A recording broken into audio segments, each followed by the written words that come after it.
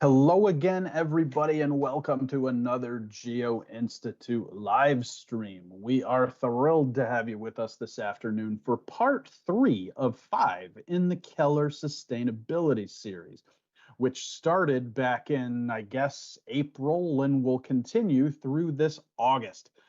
We'll have a little announcement about part 4 in the series at the end of this episode today. We just posted that info this morning, so you can start looking forward to that. My name is Brad Keeler. I'm the director of the Geo-Institute, and welcome everyone to the Keller Sustainability Series. In a moment, we'll get over to our presenter. First, a little note about today. If you have consulted your calendar, and I assume that you have, you will know that today is Juneteenth, the latest federal holiday to be named. It was officially created as a federal holiday in 2021 by President Biden, and it marks, and I'm get the wording exactly right here, it marks the day that word spread to the enslaved people in Texas that they had been freed at the end of the Civil War. Celebrations started the year following. They became a huge thing in Texas, and then in the 1970s, it became more of a national event and then led up to the declaration of the federal holiday in 2021. So we wanted to note that today, very important day in our country's history, and now you can mark it, read about it. If you didn't know anything about it, go find out more. So, as always, with us today, but we're going to get to him in a minute, is Tim Avery from Keller. First, I have to tell you that if you don't know anything about the Geo-Institute, see, now Tim's going to get bored. You should go over to geoinstitute.org after you watch this today, and there you will find out a lot of stuff, including that we are a technical society with about 12,000 members, most of whom are geotechnical engineers and or geologists, and that we are part of the American Society of Civil Engineers. And if you like what you see today, and I truly hope that you do, viewers, you should click like, subscribe, and get notifications, and we will let you know every time we post something to the YouTube channel. The final administrative note, and Tim will also remind you of this in a moment, there is a chat box directly to the right of where you are watching this here video. If and when you have a question for our presenter, Kabri, you should put it in the chat box and we will do our best to ask it at the end, and she will in turn do her best to address said question. With all of that said, let us get to our presentation today. And here to introduce it and say, I always say a few words, maybe it's more than a few, maybe it's several words about Keller. Here's Tim Avery. Hey, Brad, thank you very much. I'm just going to go right into my introduction to Kabri.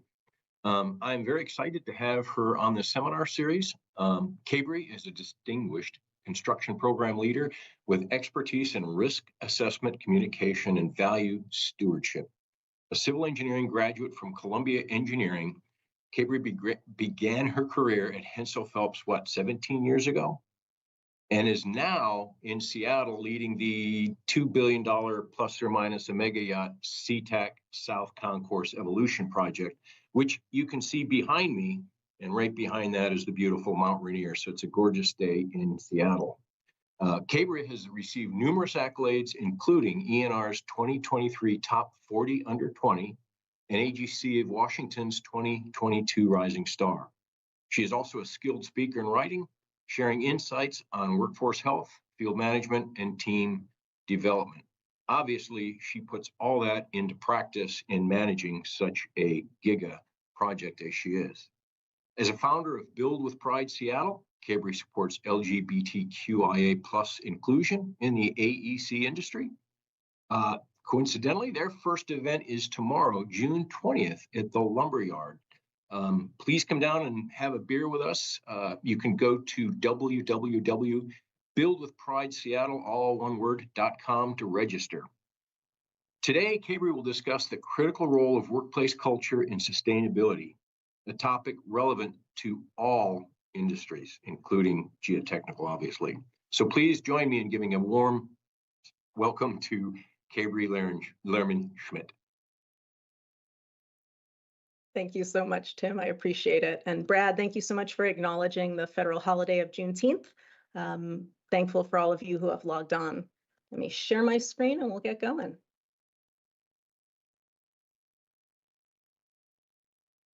Perfect. Okay, so I am in Seattle, so I get to say good morning to all. I'm thrilled to be here with you today to discuss a topic that's super close to my heart and the work that I do every day in project leadership. So a little bit more about who I am. My name is Kabri. I'm a program leader with Hensel Phelps, and we're an ENR top 20 general contractor and building services provider. Over the course of that 17-year career, I've had the amazing opportunity to work in roles that cover all phases of large aviation and higher education building projects. And I've played the role of both design manager and superintendent on a number of my projects because the common thread is a focus on developing management systems and the relationships that carry my teams and their goals through to project turnover. My perspective is rooted in the responsibility that I have on those phases for managing the exchange of information across that greater team. So I love building communication strategies between my clients, designers, trade partners, and stakeholders. Hensel Phelps is also a top 10 design build firm by revenue. We love the value that can be found in collaborative project types and really to work with the ownership groups that select their teams based on that commitment to building relationships. And as many of you know, there are a variety of project management methodologies and systems that seek to both acknowledge and to foster the personal contributions of its team members for the betterment of project outcomes.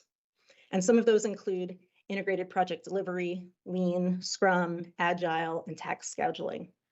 Now, the common goal of these systems includes increased engagement of both teammates and stakeholders, greater flexibility and adaptability via continuous feedback, shared responsibility in the management of risk, commitments to transparency and trust, as well as continuous improvement, all for the sake of improved project outcomes. But said another way, by achieving these goals, these project management systems seek not only to improve project outcomes, but also to create a more inclusive and engaging and productive work environment because it's centered around the respect for people. It's the relationship between the work environment and the outcomes of our work that is the focus of today's session. Now, as referenced in some of the earlier seminar sessions, the civil, geotechnical, and adjacent industries are eager to apply global strategies to support a sustainably built future. The 17 goals that are set forth by the United Nations 2030 Agenda for Sustainable Development are a template for how we can perform our work at the various stages of our projects. The beneficial creation of psychological safety on our teams advances some of these sustainability goals. 3, taking a look at good health and well-being for our workers and our teams both inside and outside of work. 4, gender equality. Notably, the strides in our industries we're taking to develop inclusive leaders.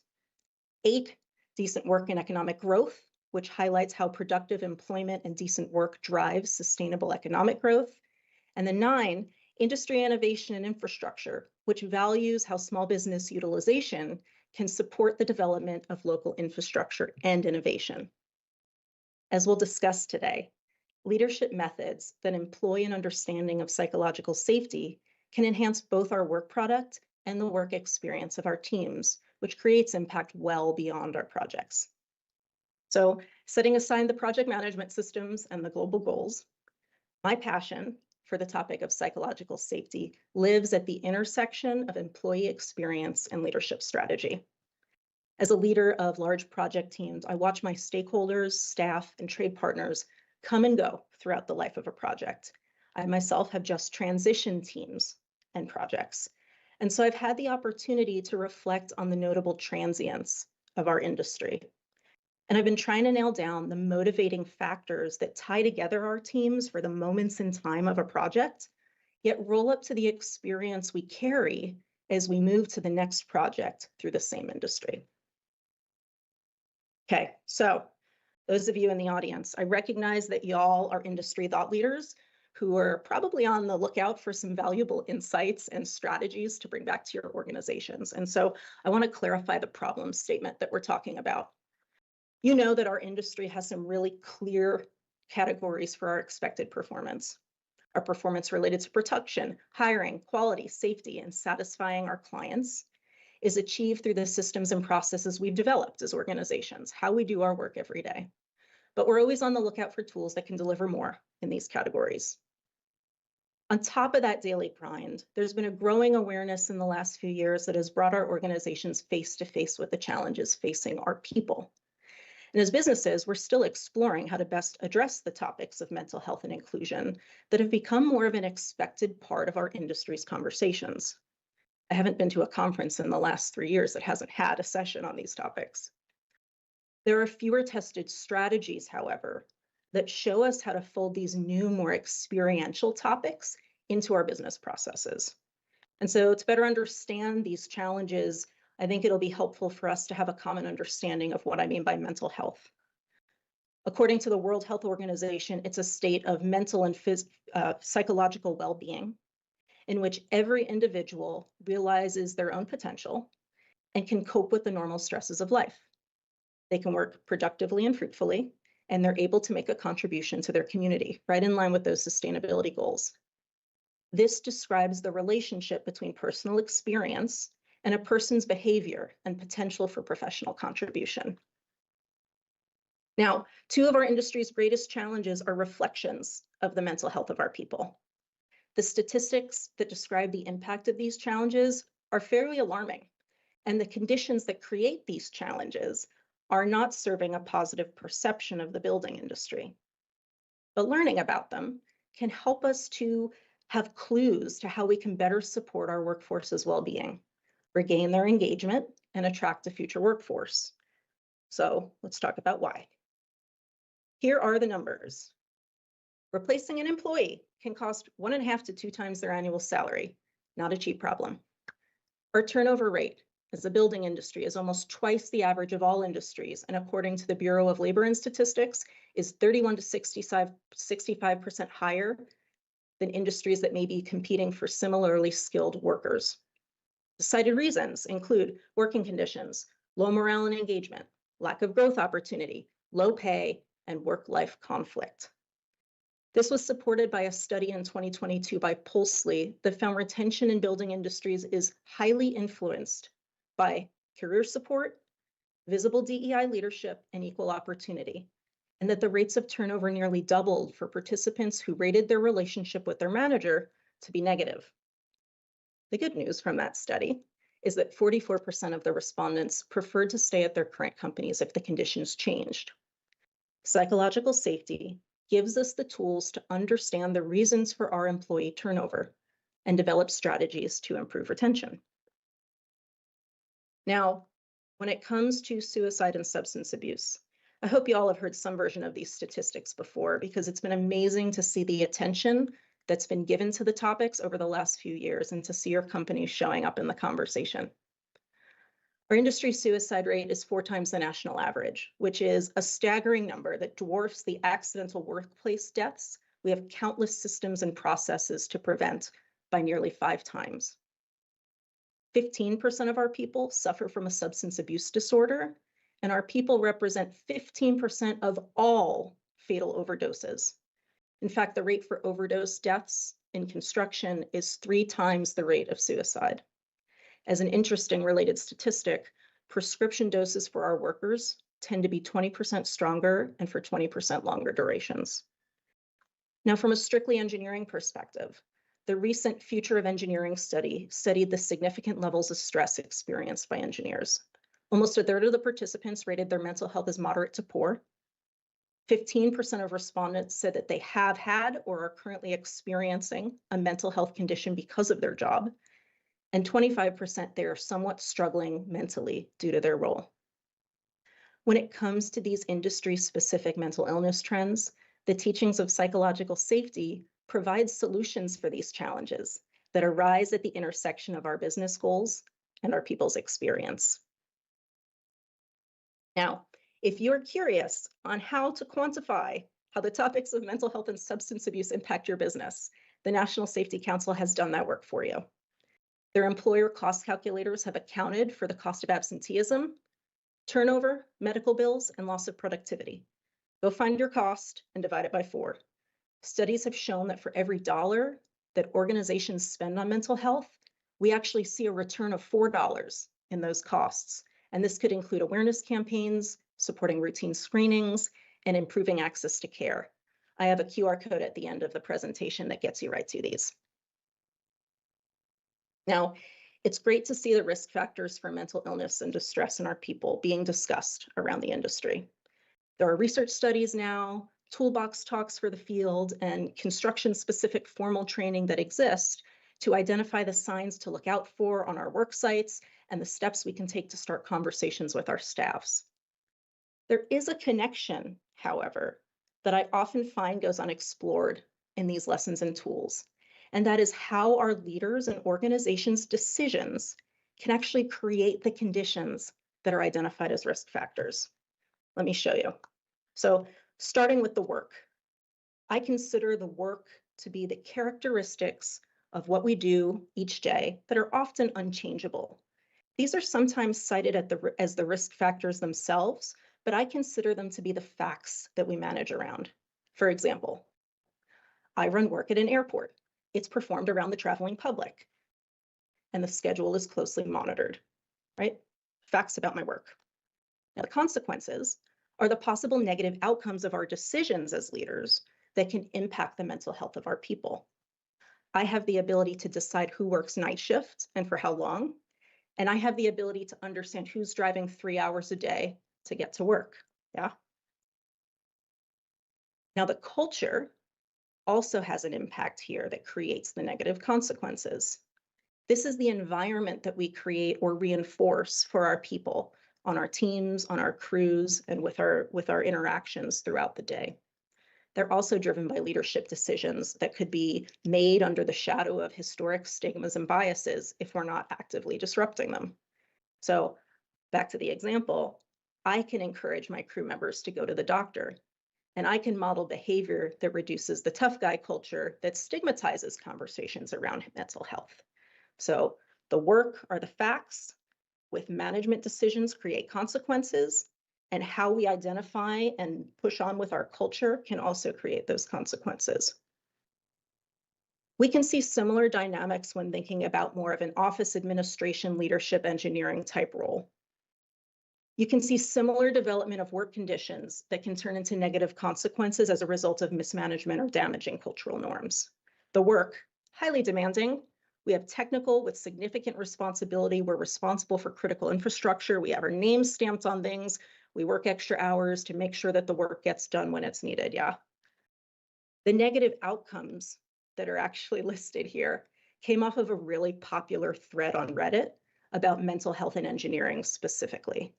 These are the biggest challenges our people are facing that make up the mental health concerns that were cited in the earlier study. We have decision fatigue, anxiety about the decisions we're making, imposter syndrome, right? Do we have a work-life imbalance based on the type of hours that we're working and how we're managed? And then related to the culture that we create, that workaholic culture starts back in schooling. And so thinking about how the culture also impacts the consequences. These examples are what I really care about. Our awareness about how the decisions we make to perform the work can impact our people. There has to be an integration of technical responsibilities and workforce health building strategies. And psychological safety gives us an understanding of both how to navigate these leadership decisions and to build a culture that values our people and consequently supports our business. So we set the stage with the problem.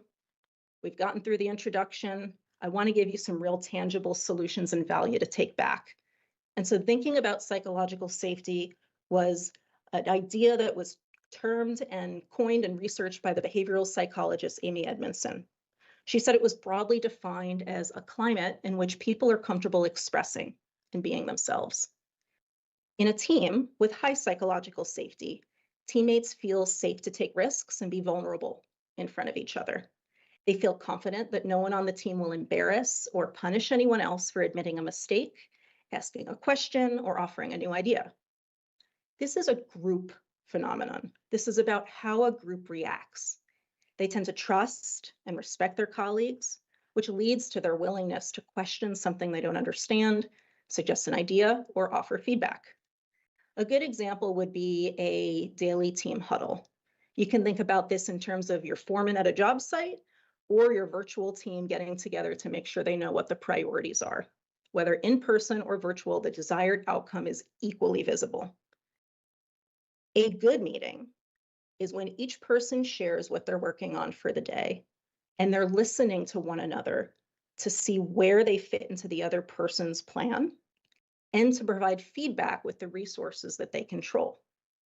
A bad meeting is when each foreman speaks and tells me what I want to hear because they see it on a printed schedule, and we don't actually make progress through the day. This type of interaction shapes the participants' learning behaviors, listening, trying something new, seeking more information, which means it affects the whole group's performance. Now, psychological safety touches all aspects of our work, but we often only hear it associated with portions of our organization. So despite containing the word psychological, it doesn't mean we're just talking about creating systems that address the mental health conditions, or even that we're just talking about the experiences of our people. And we've seen efforts through HR surrounding DEIB focuses here with the efforts to increase awareness and change policies within our organization. How can we impact the employee experience from an HR perspective?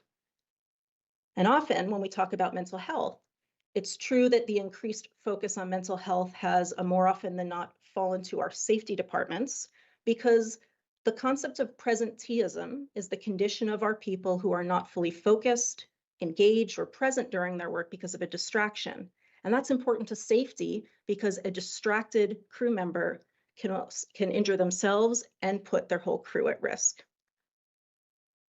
But because psychological safety is a possible condition of our team dynamics, it's truly a driver of our operations, like in that team huddle example. Our people, their actions, and the business outcomes touch all the established processes that we have as organizations.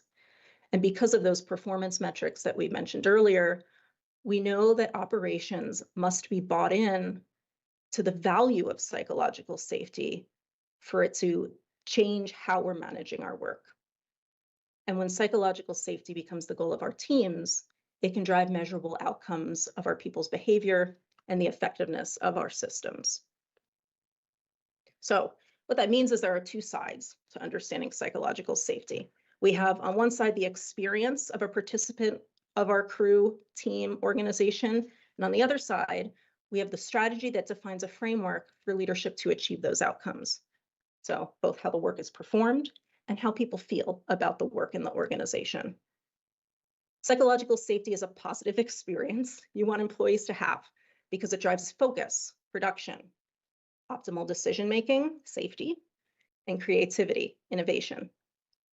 It also helps them to engage, feel like they have opportunities to grow, and that they can contribute to the team, which are essential factors to high-performing teams, leadership development, and retention. The reality is that a lot of what goes into creating a psychologically safe environment are deliberate management practices. And studies about psychological safety typically focus on how an individual rates their experience in the workplace. But like the mental health risk factors we discussed earlier, there are decision points that we can impact. And that is the framework for leadership strategy. Before we dive into that strategy, I really want to make sure that you're well armed with answers to the typical questions you get when starting a conversation with psychological safety. So let me answer what psychological safety isn't. Psychological safety is not learning about being nice. There are most certainly elements of emotional intelligence that will call us to focus on helpful feedback and respectful behaviors. But any leader with forced emotions can be sniffed out a mile away. And so that leads to distrust, which is not psychological safety. The goal of psychological safety is not that our people always feel comfortable. It's not about coddling or allowing unchecked entitlement. What we are talking about, though, is respecting people's humanity on and off the job site, not increasing their fragility. In fact, the goal is to give our people the chance to build skill sets of resilience that carry them through the volatility and complexity of our daily work. And finally, psychological safety is not an excuse for poor performance. We're talking about delivering on every metric of success through our people's earnest buy-in to our goals and vision. The goal of psychological safety is peak performance. What do I mean by peak performance? Okay, I broke the rule. There's way too much text on this slide, and I might read it all, but it's really compelling. Companies that engineer high psychological safety experiences may benefit from a huge reduction in turnover, 76% more engagement, more productivity, reduction in safety incidences, significantly less stress, more life satisfaction. You get more collaboration out of it, higher chance people have absorbed and will actually apply the new skills you're spending money to teach them. And there's an 82% correlation to innovation. As a program leader who has the contractual power to drive some impact, I care that my crews, and I care my trade partner crews and my design team members find this success. But the strategy we're going to use to create those outcomes is not just the privilege of the lead superintendent or manager on site. Any of you can actually change the lives and the businesses of the people on your projects by taking a look at how you approach your work. And as we get ready to talk through what that framework is to implement psychological safety on your teams, it's important to understand that how we think and act need to be deliberate, and the language that we use needs to relate to the work that people care about. And so, in order to talk about psychological safety as a leadership strategy, we also need to tap into the cultural values that motivate our people's participation. In construction and engineering, there's such an extreme amount of pride of work. Ask a drywaller about the type of fastener he's using, for example. But there's also that acknowledgement of quality and accuracy, yeah? Apprenticeship and training is an essential part of how we gain our skill sets, and our commitment to continuous learning allows us to pass on those skills. And then finally, being able to work as teams to serve our community is a big desire of the groups that we work with, and an acknowledgement that our work has value and impact to greater society. Talking in terms of these common values allows you to tap into the motivation of your people. So, as a leader, we're going to follow a framework so that we can determine and employ how we want to think and act to build psychological safety on our teams. And we got 4 stages. Stage 1, design. The first stage of implementing a strategy around psychological safety is to reframe your role on your teams and in your organizations. This is an exercise in accountability. You ask yourself first, what resources do I control? Now, as superintendent of the project, that could be the contract language, that could be a key to a gate. For my office engineer, that could be a green checkbox on a trade partner submittal. For my design team members, it would be actually giving the code reference, resources, or anything you have information on that could be valuable to someone else. And so in every conversation and technical task you perform throughout your day, you make decisions whether to share those resources or not. If I reference the need of another crew on the job site, the first response is like, why are you telling me this? The next response is, oh, their material needs to go there. Here's a different solution. You are a gatekeeper of your resources, and you need to decide when you're going to share them and when you're not. Then there's a saying, the speed of the boss is the speed of the gang. People are looking to you for clues about your currency, what you value, and how to interact with you. And so when you consider what language you're using to address your teams, I could either be the superintendent that shows up and makes fun of the electricians not wanting to clean their space, or in every morning huddle, I can make sure one of my laborers has an extra broom to help the electricians out, right? People are looking to you at whether you're going to laugh at that joke or whether or not you're going to value them training somebody else in your interactions. As an organization, this looks more like, how am I looking at my core competencies that I value in my leaders? I recently got asked by my leadership, what was a core competency that I saw in high-performing superintendents? My response was perspective taking. You ever had one of those team members that does an excellent job communicating because they can put themselves in the perspective of what another person needs, and therefore they build a relationship where people acknowledge each other? That positive, proactive approach sets the pace. You can change how you communicate what you value in your own leaders.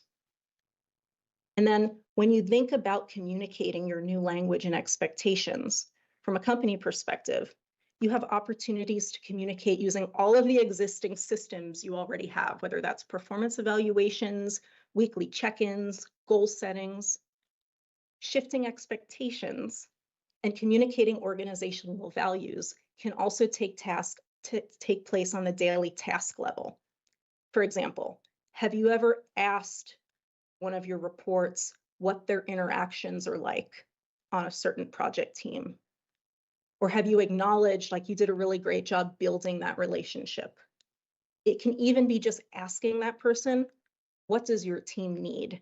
If you haven't ever asked those questions before, then this is an opportunity to start new conversations that defines your new approach, your language, and your currency. When we move to building the systems is all about how we create the framework for our people's participation on their teams. Now, in our industry, the reality is that the work in teams are constantly changing, right? That transience. So it's really hard to create consistent systems for industry-wide change. We started by designing your vision because it's your interactions that tie this industry together. People move from project to project, but they have this overall experience, and that's through their interactions. It's essential that we find ways to create definable spaces where psychological safety can be built and your rules of engagement can be recognized. We can define these spaces with a system that serves our operational goals. And that's like an orientation. Now, I'm not talking about the job site orientation that focuses on safety or about badging on a government project. I'm talking about making sure that the people coming to your project or your teams actually look at what the final goal is of the project, how their contributions will help serve that.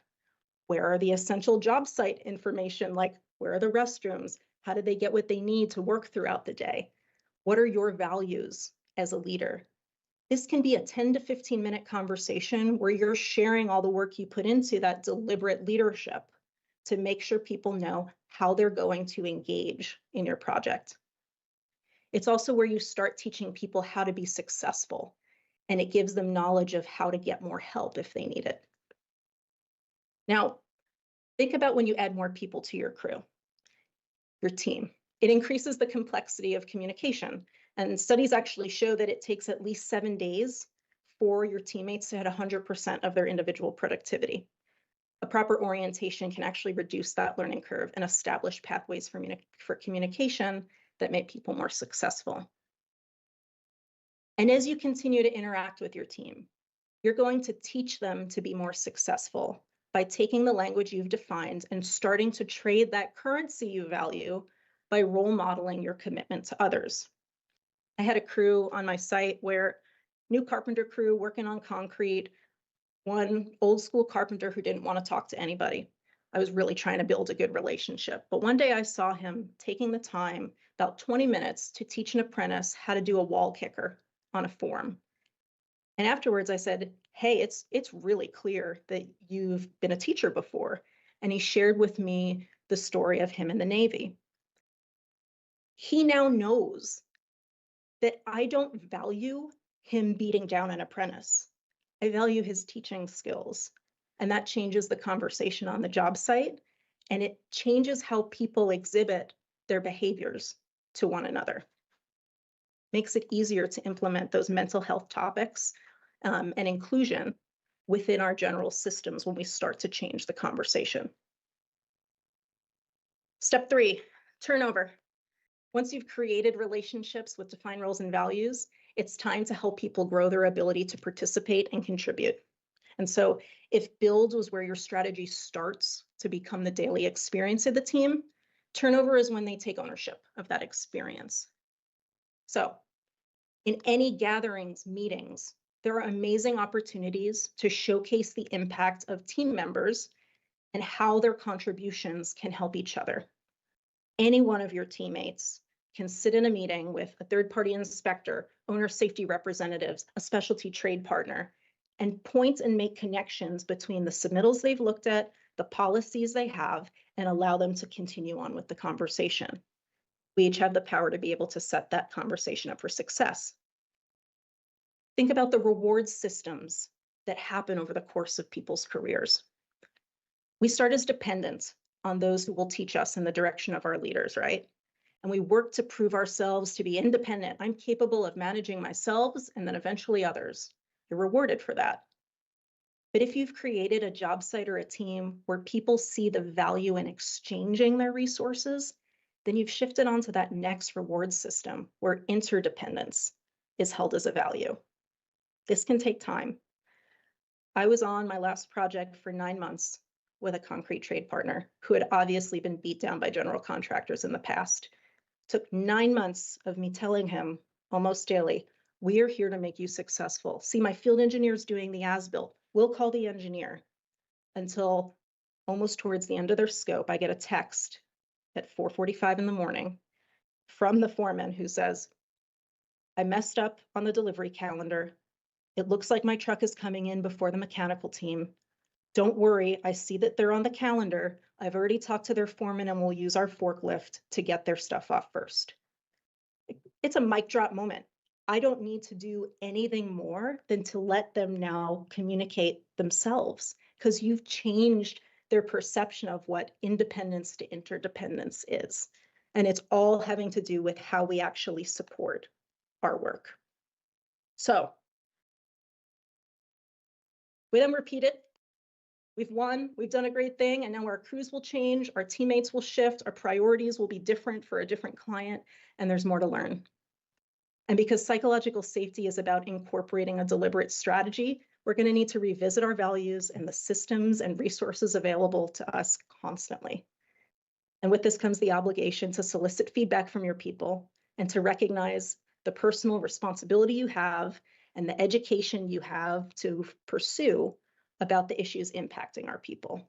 Because mental health is about individual well-being, and that helps determine the contributions people are able to make. And so, in summary, psychological safety is a condition we want to create for our teams, and it provides a framework for us to plan our work effectively. The actions we take must be tied to our industry's values so we can make connections with the motivations of our people. And discussions and decisions about mental health and inclusion can't be separate from the execution of our daily responsibilities. A psychologically safe environment supports our exchange of resources that improve the experience of our people and improves the work we deliver to our teams. Psychological safety delivers on every metric of success in our industry. I have a QR code here for you if you want any of these resources. And there are some great books mentioned here that allow you to adapt stages of psychological safety to your own specific team and work, and to get a little bit more insight about how you can create that productively at the job site level. Thank you so much for your time today.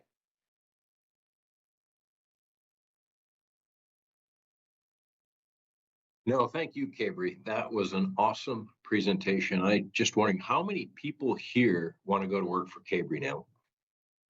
You kind of described the third leg of the stool in the industry that's rarely spoken about in psychological safety. We often, certainly as engineers, we're always trained in technical stuff and does it behave like a sand-like material or clay-like, and then processes. But actually how we work as an organization is as important as all of the other stuff. So brilliant. Thank you very much. So far, I guess, Kimberly, did you have some questions? Please submit your questions and they will be transmitted to us here.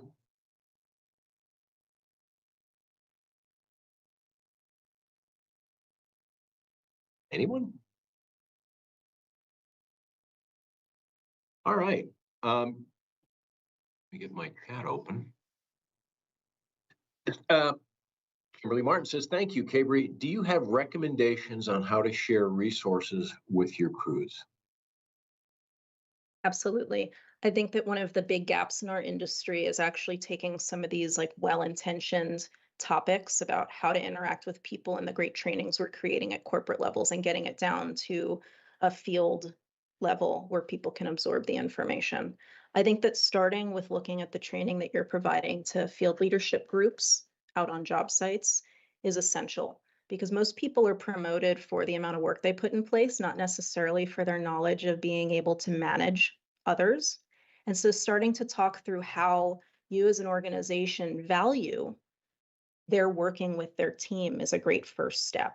And that can be going through existing processes of check-ins, or it can be actually sitting people down and telling them, hey, as an organization, this is what we value and this is what we see your role can support. So first step is opening up that conversation and letting people know the values that you're holding so you can help them tie that to the responsibilities they perform every day. Excellent, thank you. And this question is from Philip Dowland.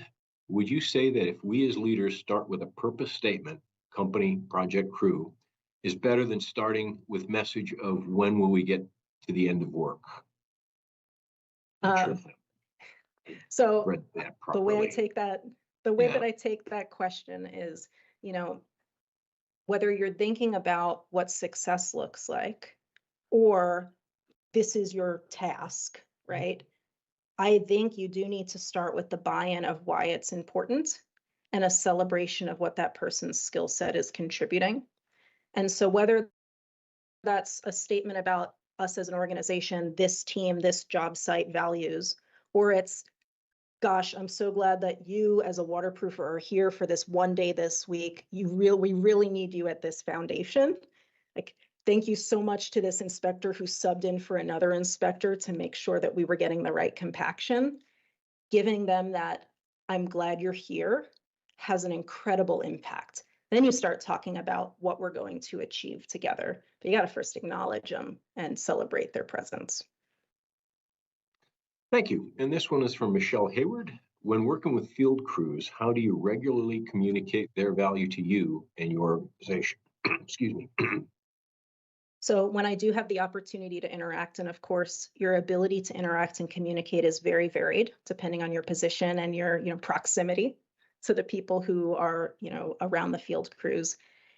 If you have a common language, by common languages, do you know what they call their tasks? Do you know the systems that are being brought to them to utilize?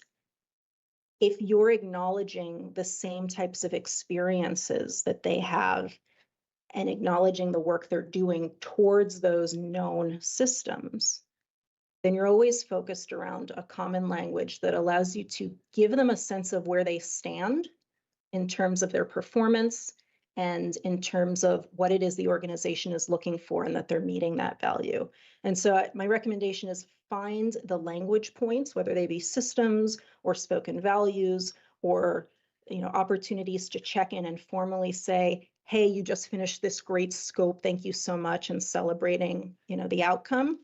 So you can know, they know what you're talking about then if you have a same language. Thank you. Oh, this one's from Philip Dowland again. This is great. How do we get away from the macho image and the silence that tends to come with it? Boy, if you had a prescription for that, you'd make more than Ozempic. Well, it's interesting. In some ways, I think I have a little bit of an advantage being that I walk on a job site and I'm a 5'1/2" female superintendent. People aren't expecting the same upholding the macho-ness from me. Which means I get to change the conversation pretty readily. As the stereotypical superintendent, project manager coming onto site, it does still fall to you to find ways to change that conversation. But I would think that macho image being synonymous with unwilling to talk, there are exceptions to that. People want to talk about the work they're putting in place. Can you get into having a conversation that way? People want to talk about the value they bring to you and the process and the organization. Can you break through that way? And start talking about the people, what people care about, And that starts to break down barriers that say somebody just wants to say something negative to me. They don't really value my time. I'm just here to work. They don't care what is going on outside of work if you're connecting at that level. And so I would say to break down the macho image is to find ways to provide connection that people find meaningful. Thank you very much. That's a lot. That's a lot. But I think we could certainly apply that in all of our lives. Kimberly, you had a couple questions. Do you have any more in the queue? Oh, there she is. At some point, do we have to let people go that are toxic? Gosh, that's such a hard one because there's definitely a transition happening in our industries between like old school, new school. They're great at their job, but now we're asking for more. They're good at production, but they're not good at inclusion. As an organization, as anybody who's a leader, you need to define those values and expectations, and you need to then apply them. And that's a hard change that can be made. If people aren't meeting that level of expectation or talking at the same value system, they will undermine the work that's trying to happen around the industry. So yes. Okay. Yeah, thank you. And I have this one. You know, you've been talking and writing about this for many, many years.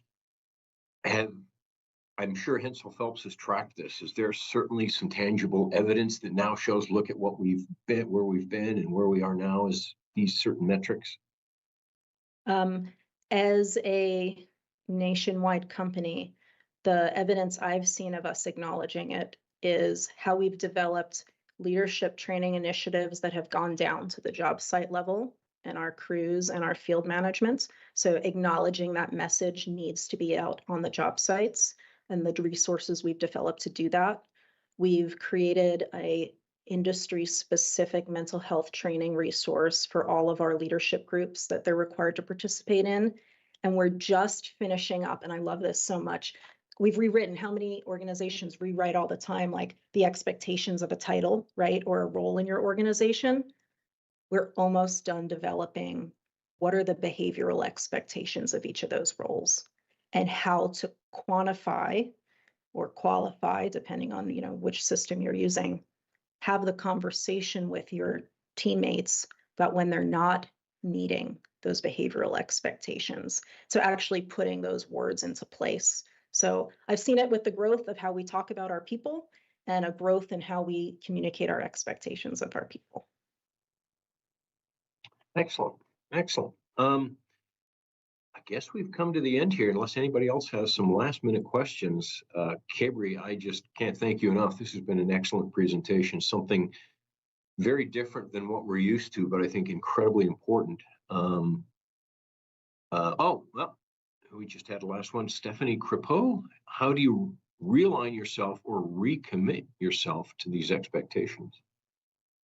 I think that every new project or project team is an opportunity to do that.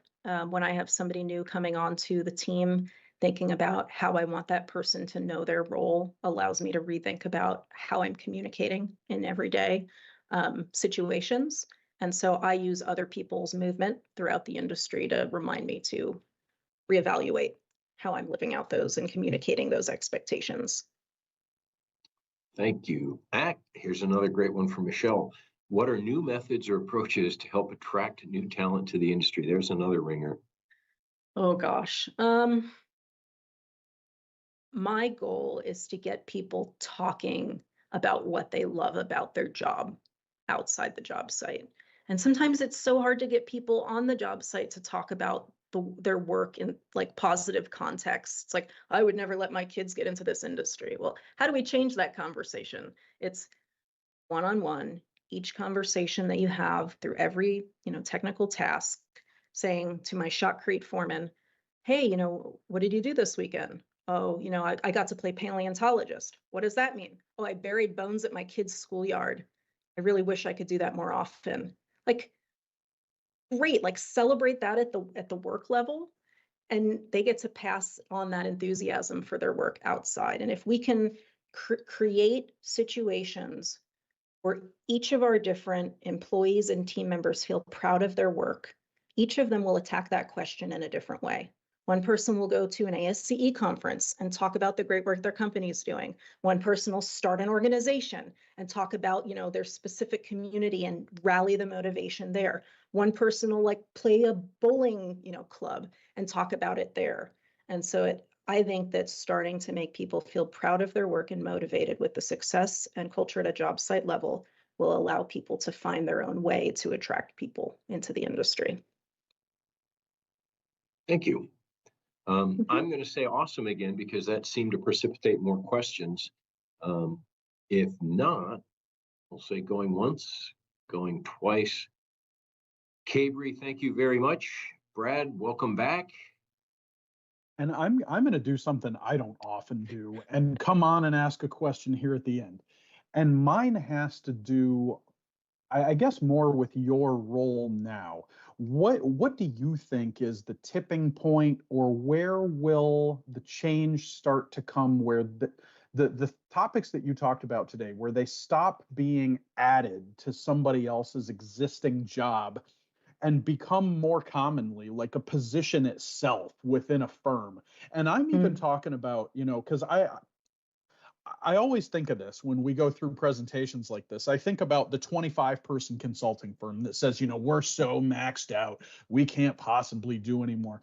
What is it going to take to get that type of firm to start prioritizing issues like this, or to start thinking that they can prioritize issues like this?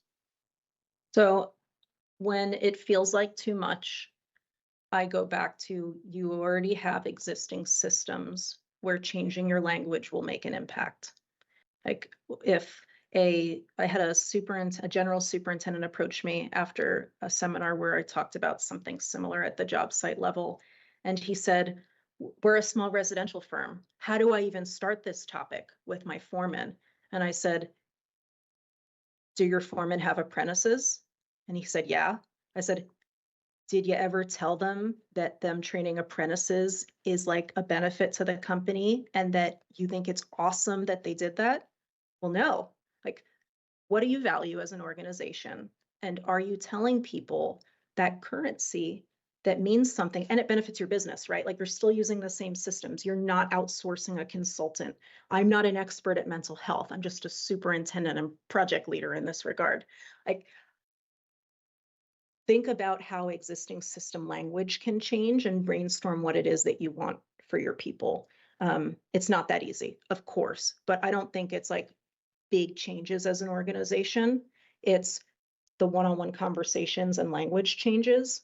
But the first part of your question about where is this going to change? What is the tipping point? I really believe, and this points back at me as a general contractor or as the ownership groups, I believe it is our responsibility to change the job site. The job site values will dictate what the roofers do, not the roofers' microaggression training. Yeah.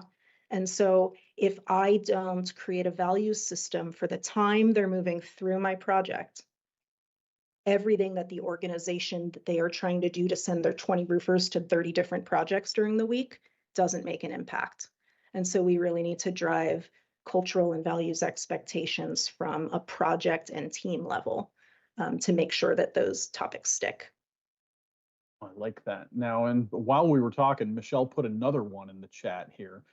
Do you know of any person or organization leveraging, and she calls out Instagram or TikTok, but I think we can broaden this to social media to attract new talent? And she's seen younger people use it to do a lot of learning. I have, from the sense of like recruiting and supporting of, let's say, individual schools. Like, I've seen companies get more in depth into the schooling systems and to start commenting on and interacting with potential future hires or clients across social media. I think what has been a more impactful change is how my company is using social media to share the experience of their individual people's stories. Mm-hmm. Because we did microaggression training, we did inclusion initiatives, we have a building together campaign, and every month we do a different topic. every month, the highest social media impact and the highest internal response impact are people sharing their stories, just about who they are and why they like to work. And so being able to use social media outlets to amplify that voice and to connect people who are proud of their jobs to those who don't know what their jobs are. I didn't know what construction was when I was in civil engineering school. I just landed on a project with an owner's rep and saw a contractor doing something. And I was like, that looks fun, right? How do you get that awareness out there? How do you ask people to share what they love and use social media doing it? Great. It looks like that is our final question. And I want to say thanks to everybody who submitted questions today. You have no idea how hard it is to get people to interact sometimes on live streams. So we really appreciate everybody submitting questions. And thanks to everybody who just tuned in to watch today. Kabri, fantastic presentation. We really appreciate it. Tim, great job at the helm as always. Again, if you liked what you saw today, and you're here at the end, so we hope that you did, click like, subscribe, and get notifications. We will, of course, let you know every time we post something to the YouTube channel.